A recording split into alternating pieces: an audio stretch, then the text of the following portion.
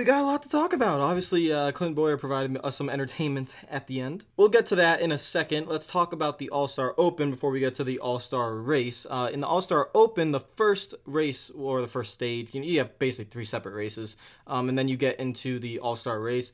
The first one was won by William Byron, but it didn't look like it would be William Byron. It was actually Bubba and Larson going side by side, until William Byron kind of just bypassed both of them, and then side by side to the line with Bubba. Coming to the start-finish line, William wins it. And the good thing about the All-Star Open, or kind of lucky for NASCAR actually, is that it didn't seem like each race was going to have that good of a finish or be that good of a stage technically. But in Stage 1 and in Stage 3, or actually no, in Stage 1 and Stage 2, there were cautions with only 2 laps to go, and so obviously they have to end it on the green. So it brought this 2-lap restart at the end, and this is when it really got kind of hectic because it didn't allow the drivers to pull away. So everyone is still bunched up for those 2 laps, and that's the kind of racing we got, or the kind of finishes we got. So the finishes in each, or the first 2 stages were really, really good. Third one was a little bit more but it was kind of expected. You know, that's what number 1 and number 2 would have been without those cautions. The second stage was won by Bubba Wallace, so he missed out on the first one and then had a side-by-side for the second one. Debatable on whether the move was clean. He was in front, but he just shoved Suarez off the track, and that's how he won the race, or the stage. Do I call it a stage? Do I call it a race? I don't know. He's in the All-Star race. That's all that matters. And for Bubba and for that team, it's really, really important. Gave a good interview afterwards. You know, it's a guy wears emotions on his sleeve, so big deal there. But like I said, the move itself was definitely, hey, it's the All-Star race. I guess you get to get away with it for races like these, because it got him in. He wasn't gonna win if he didn't do it. Suarez had a huge run. He was gonna get in front of him if Wallace didn't force him off the track. So I guess that's the price you have to pay to win it. And its third stage was won by Kyle Larson. So those are your 3 guys, Larson, Bubba, and Byron. And then the fan vote was Alex Bowman. Move on to the All-Star race. Now the format was very simple. You had 85 laps in the race, divided up into 4 stages. The final stage was 15 laps, and cautions do not count. Caution laps do not count. So you had a few cautions in that final stage too. So we'll get to that. My thing about the All-Star race is I would always like for here's the hard thing about an All-Star race, and technically you could say this about pretty much all NASCAR races,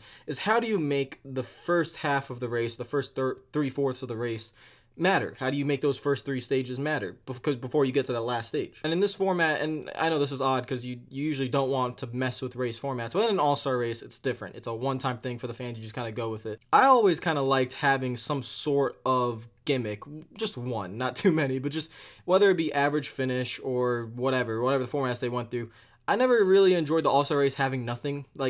And what I mean by that is, if you win a stage in the All-Star race, you get no bonus payment, you get no money, there's obviously no points, so that's clear. But you get no advantage into the later stages, you get nothing. There's nothing for winning a stage in the All-Star race. You're just kind of racing the first 50, 60, 70 laps, and then kind of the last stage comes and all hell breaks loose. And so I was just kind of hoping in the future maybe they could think about the elimination again, because I really did like the way, I don't like the inversion part. Don't invert with the fan vote. That's not going to go down well with a lot of people, but I like the way of having it where the last 3 drivers or something in each stage got eliminated, because at least that means, and especially in the Stage 3 where Kyle Busch was able to just run 3 seconds slower than the rest of the field and then not pit, you're able to get away from scenarios like that. Yes, it's smart on Kyle Busch and his team, but you don't want to see that in an All-Star race. One of the best drivers just going 3 seconds slower than everyone else. You don't want to see it. So I think it would just be a good idea to bring back the elimination. Don't bring back what it was where you win a stage and then you automatically get to the top 4 or something in the lineup. Don't do that, because we all know how that was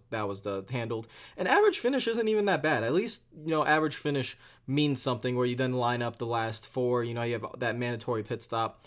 I don't know. Those are just things I think that maybe can come back. I would not go average finish. I would go with the elimination, and then I don't know how you would set up the final stage though, because back then they used to invert the field, and I'm saying let's not do that. Let's not invert the field. So I don't know what to do with that last stage. I would say maybe just keep it the way it is. You know, don't make a mandatory pit stop, but don't line up the field in a certain way. I say just however they finish that last stage, just eliminate up to 10 drivers left. And then just wherever they finish, you just kind of continue on from there. You could let them pit if they want, or not pit. It's all strategy. I think that would be cool. Anyways, back to the All-Star race. I don't think we really need to go into stage winners, because again, they didn't really mean anything. But throughout the race, there was guys like Harvick and Kyle Busch. They seemed clearly the favorites.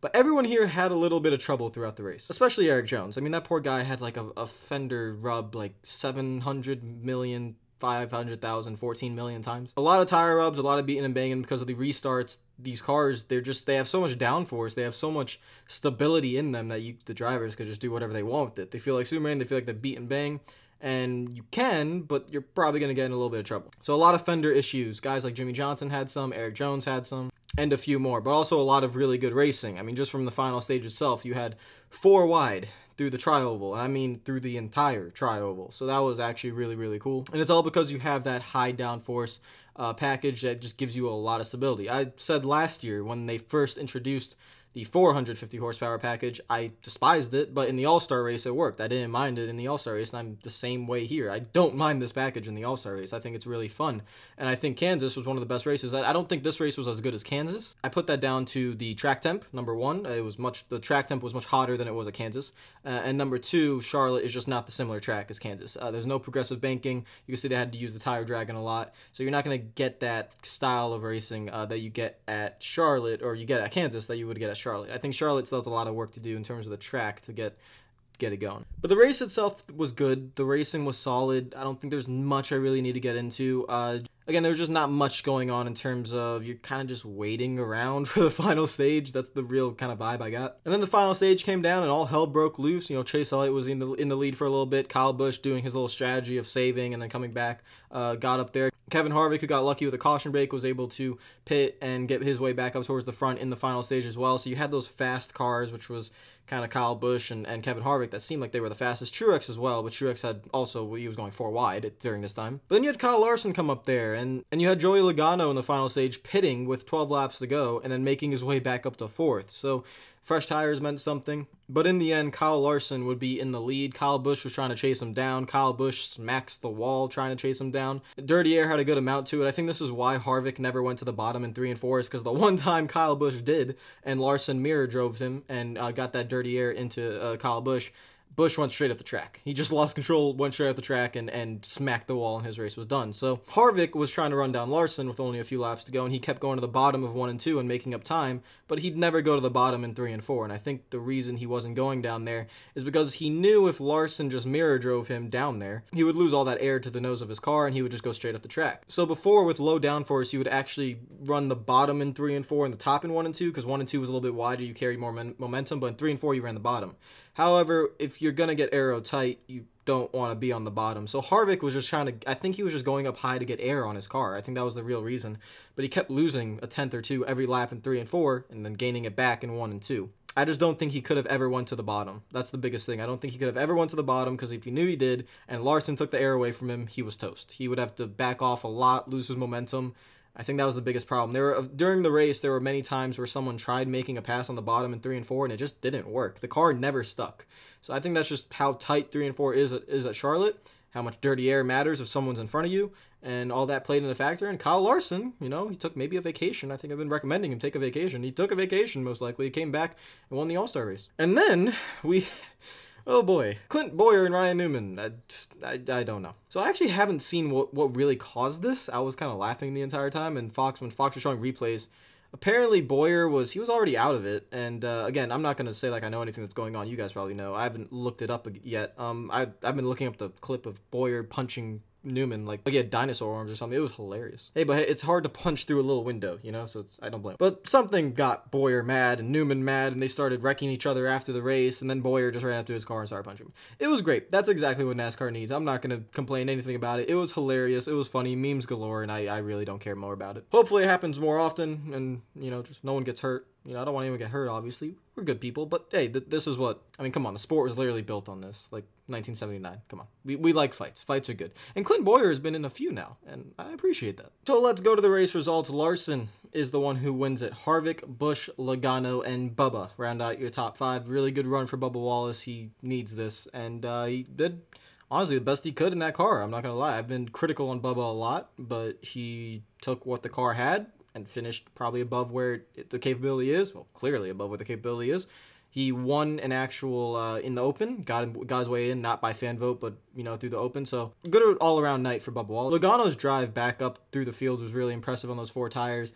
Kyle Busch maintained 3rd after completely destroying the wall, and that's the top 5. And it's the All-Star race. I don't really think we need to touch too much on everyone else, to be fair, because it doesn't really matter. Almirola, Dillon, Bowman, Byron, Truex. Truex was the only one that really kind of showed anything during the All-Star race, actually towards the front.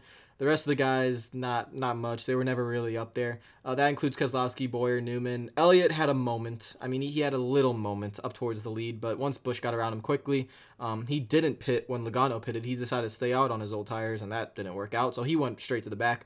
Jimmy Johnson didn't do really anything the entire race. Ryan Blaney, Kurt Busch, Denny Hamlin, and Eric Jones. Hamlin had a left rear tire go down, and Ryan Blaney went right into him because Hamlin had no control of the car. And Eric Jones had, like I said, 5,675 fender flares, fender rubs, fender everything, smoke, everything off that car. He had a rough night. That is the All-Star race. I think obviously the key highlight of the night was the fight, and that's good. That I will never, ever be disappointed with a fight. Fighting is necessary. Personalities, all that stuff. It's what the sport needs. So, as a fan, I'm perfectly happy. Kyle Larson walks away with $1 million, but again, the only thing I would critique is definitely the format. I just think you have to make the All-Star race just matter a little bit more. I also would say we should be rotating the All-Star race to different tracks every year. Now you might be wondering, oh, but you don't want the finale rotating every year. Well, I kind of do. I mean, well, first of all, we shouldn't be having a one-race finale for a championship in the first place. That's number one. We should not be having a championship shootout in the first place. But if we are, yeah, you probably should be rotating the championship race. With the All-Star race, you don't want to compare it to other sports, and I hate when people compare NASCAR to other sports. But it's been how many years that this race has been at Charlotte? Charlotte is not one of the best tracks in NASCAR. It's probably an average racetrack, maybe even in the lower half of all the racetracks that we have out there. Yes, it's the home of NASCAR. Yes, it's in Charlotte, North Carolina. Does that mean we should keep it in Charlotte the entire time? No. It really no. It should be rotated by now. Hopefully they get that message by 2021. It's just kind of getting pointless. Would a Martinsville All-Star race be great?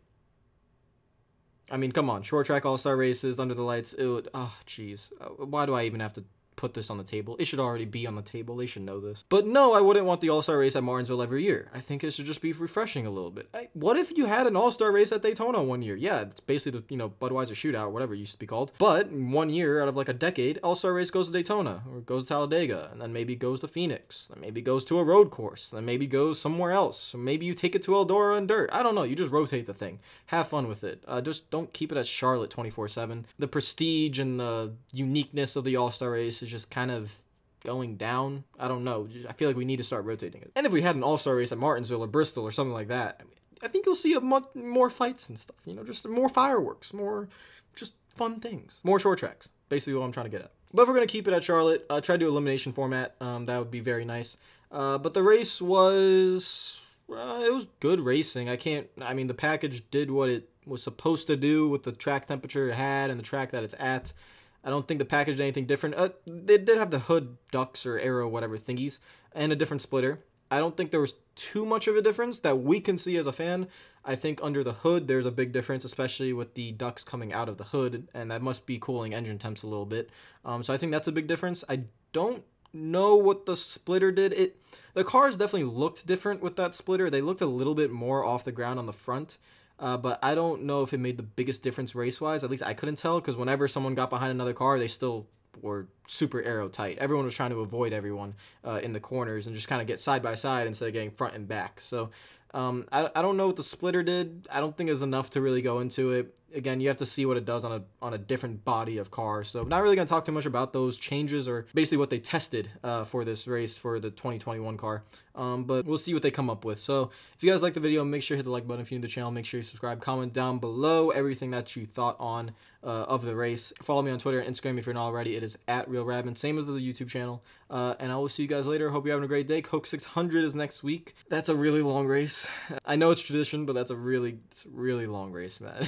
Jesus. So I don't know how next week's gonna go, but we'll see that for the Coke Zero. I almost said Coke Zero 600. For the Coca-Cola 600. See you guys later. Have a good night. Peace out. I can't change, even if I tried, even if I wanted to, and I can't change. even if I try. My love, my love, my love, she keeps me warm.